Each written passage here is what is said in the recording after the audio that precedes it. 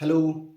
एक नए टॉपिक के साथ फिर आज नरेशन को हल करने वाले हैं, जो कि सबसे बहुत इम्पोर्टेंट चैप्टर है हमारा। पर्सनल प्रोनाउन को कैसे चेंज करते हैं, डायरेक्ट में आए हुए जितने भी पर्सनल प्रोनाउन हैं उनको इनडायरेक्ट में बदलते वक्त हम कैसे चेंज करते हैं।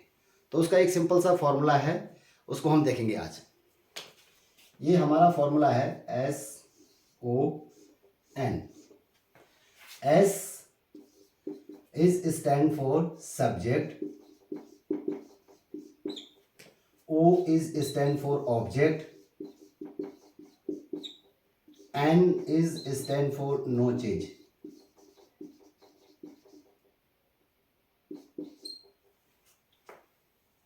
अब ये है क्या?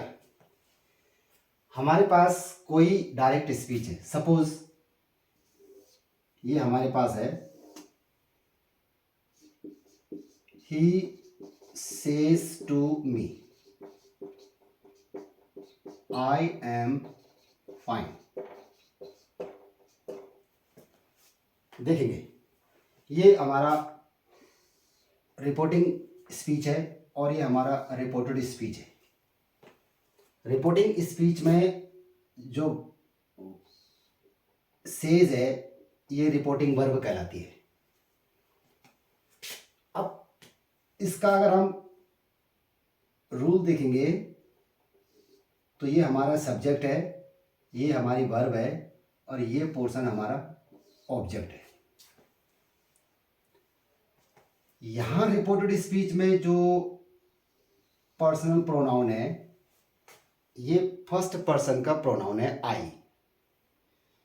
अब इसको कैसे चेंज करना है? सपोज हम यहां इसको, ये हमारा डायरेक्ट स्पीच है, इसको इनडायरेक्ट बनाते हैं।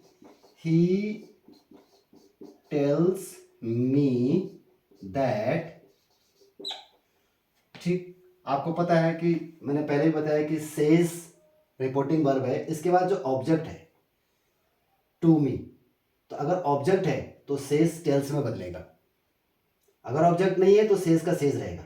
टू हट जाता है, कॉमा इन्वर्टेड कॉमा हट जाते हैं, और उसके बाद जो आई है ये फर्स्ट पर्सन का प्रोनाउन है।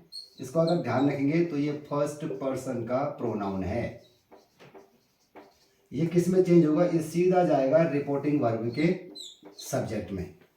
रिपोर्टिंग स्पीच में जो वर्ब है उसके जो सब्जेक्ट है उसमें कन्वर्ट हो जाएगा।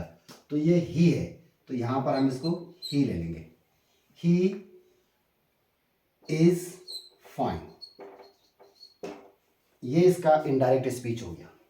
इधर देखेंगे हम, अगर हमारे पास यहां पर कोई सेकंड पर्सन का प्रोनाउन होता है तो सेकंड पर्सन के प्रोनाउन रिपोर्टिंग वर्ब के ऑब्जेक्ट में चेंज होते हैं, रिपोर्टिंग वर्ब के ऑब्जेक्ट में। और ये हमारा फर्स्ट पर्सन के प्रोनाउन रिपोर्टिंग वर्ब के सब्जेक्ट में, और थर्ड पर्सन के प्रोनाउन चेंज नहीं होते हैं, एज इट इज रहेंगे। एग्जाम्पल के तौर पर यहाँ पर हम सेकंड पर्सन का प्रोनाउन लाते हैं अपने रिपोर्टेड स्पीच में, अगर तो उस एग्जाम्पल को भी देख लेते हैं। Suppose Radha says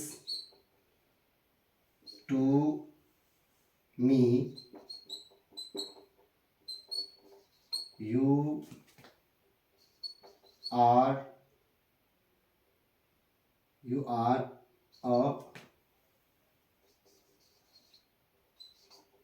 a good boy. ये उसने कहा। तो ये पोर्शन हमारा रिपोर्टिंग स्पीच हो गया और ये पोर्शन हमारा पूरा क्या हो गया? Reported speech.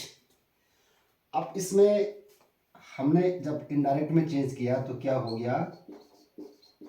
Radha tells me that. अब यहां पर सेकंड पर्सन का प्रोनाउन है यू। यू किस में चेंज होगा? हमने क्या बताया? सेकंड पर्सन के प्रोनाउन रिपोर्टिंग वर्ब के ऑब्जेक्ट में चेंज होते हैं। ये फर्स्ट पर्सन के प्रोनाउन है जो सब्जेक्ट में चेंज होते हैं, और ये कौन से हो गए? सेकंड पर्सन के प्रोनाउन, सेकंड पर्सन के प्रोनाउन। ये रिपोर्टिंग वर्ब के ऑब्जेक्ट में चेंज होगा। रिपोर्टिंग वर्ब का ऑब्जेक्ट क्या है? मी। ठीक है। अब यहाँ पर ये भी ध्यान रखना है कि ये जो डायरेक्ट स्पीच में जो सेकंड पर्सन का प्रोनाउन है उसका केस भी देखना है। नॉमिनेटिव केस है, पजेसिव केस है, ऑब्जेक्टिव केस है। तो यहाँ पर ये नॉमिनेटिव केस है यू, तो किस में चेंज होगा? तो ये जो यहाँ पर है ये मी जो है ये नॉमिनेटिव केस बनाना है। इसको क्या बनाना है? क्योंकि ये नॉमिनेटिव केस है तो इसको भी नॉमिनेटिव केस बनाना है, जबकि मी क्या है? ऑब्जेक्टिव केस है। तो इसको हमने मी का जो नॉमिनेटिव केस है वो है आई, दैट आई, और आई के साथ आर का प्रयोग तो होगा नहीं, प्रोनाउन चेंज हो गया। तो जो डायरेक्ट स्पीच में, जो रिपोर्टेड स्पीच में जो वर्ब आ रखी है आर, वो अकॉर्डिंग टू जब पर्सनल प्रोनाउन चेंज होगा तो वो भी देखना है हमको कि यहाँ पर आई के साथ आर तो लगे। तो I am a good boy. Am क्यों लगा? क्योंकि जो हमारा रिपोर्टिंग स्पीच की जो वर्ब है वो सेज है, प्रेजेंट में सेज लेके चल रहा है। तो वो वाज नहीं होगा, आई वाज नहीं होगा, आई एम होगा, क्योंकि ये भी प्रेजेंट में, ये भी प्रेजेंट में होनी चाहिए, क्योंकि यहाँ भी प्रेजेंट में है। तो I am a good boy. तो इस प्रकार से सेकंड पर्सन के प्रोनाउन कैसे चेंज होंगे। तो आपको इतना सा ध्यान रखना, बस आपको क्या ध्यान रखना है कि जो ये हमारा subject plus verb plus object comma inverted comma begin, और इसमें कोटेड लाइन है, फुल स्टॉप लग गया और ये इन्वर्टेड कॉमा क्लोज हो गया। ये हमारा डायरेक्ट स्पीच का एक वाक्य है। अब जो ये फर्स्ट पोर्शन मैंने आपको कई बार बता रखा है कि ये क्या कहलाता है? ये रिपोर्टिंग स्पीच कहलाता है, या फिर वर्ब, रिपोर्टिंग वर्ब। और ये जो सेकंड पोर्शन है इन्वर्टेड कॉमा के अंदर, ये है हमारा रिपोर्टेड स्पीच, कही गई बात। अब इसके अंदर कोई भी प्रोनाउन आ रखा है, अगर यहाँ पर फर्स्ट आ रखा है, फर्स्ट पर्सन के प्रोनाउन है, तो वो रिपोर्टिंग वर्ब के सब्जेक्ट में चेंज होंगे। अगर यहाँ पर सेकंड आ रखा है तो रिपोर्टिंग वर्ब के ऑब्जेक्ट में चेंज होंगे। और अगर थर्ड पर्सन के प्रोनाउन है तो नो चेंज, वो चेंज नहीं होंगे। ये है एक सिंपल सा मेथड। SON को लेकर के आप चलेंगे तो आपको डायरेक्ट स्पीच में आया हुआ कोई भी प्रोनाउन चेंज करने में दिक्कत नहीं होगी।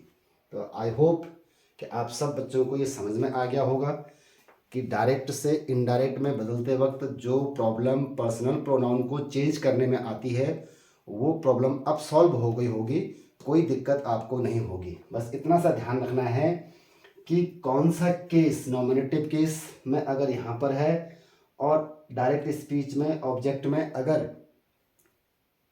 ऑब्जेक्टिव केस है तो उसको भी आपने उसी केस में लाना है जिस केस में वो डायरेक्ट स्पीच के अंदर होगा। इतना ध्यान रखना है और फिर उसके अकॉर्डिंग उसमें आने वाली वर्ब को चेंज करना है। इतना सा आपको ध्यान रखना है, बाकी आपको कोई दिक्कत नहीं होने वाली है। तो इस फॉर्मूले के आधार पर जब आप चलेंगे तो बोर्ड के एग्ज़ाम में 9th और 10th क्लास का जो CBSE का ग्रामर पोर्शन आता है 10 नंबर का, उसमें आपको बिल्कुल दिक्कत नहीं होने वाली है। उसमें 4-5 क्वेश्चन लगभग नरेशन से आते हैं, उनको आप बड़ी आसानी से हल कर सकते हो। अभी आपका काम क्या करना है कि आपने इस पर एक्सरसाइज करनी है और इस टॉपिक को आपने सब्सक्राइब भी करना है, लाइक भी करना है और अपने व्यूज़ भी जितने देखते हैं आप उसको और लोगों को भी लाइक करने के लिए कहना है, ताकि इसका ज़्यादा से ज़्यादा बेनिफिट हमारे छात्र छात्राएँ ले सके और एग्ज़ाम में बहुत अच्छे नंबरों से वो इस क्वेश्चन को हल कर पाए। Thank you, bye bye.